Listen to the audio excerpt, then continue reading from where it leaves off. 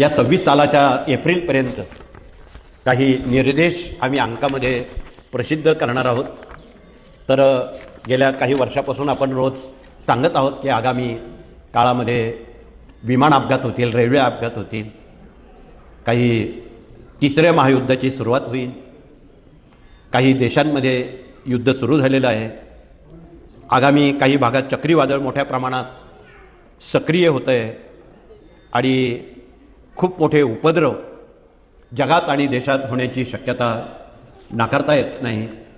जगामध्ये नवीन व्हायरस जसं 4-5 वर्षापूर्वी कोरोना आला तसा असा एक आजार थैमान घालण्याची या महिन्याच्या अखेरपर्यंत शक्यता आहे। म्हणून आपण सावधान राहणं अत्यंत महत्त्वाचं आहे। तिसऱ्या महायुद्धाचे ढग जमा झालेले आहेत, म्हणून युद्ध, रेल्वे अपघात, विमान अपघात,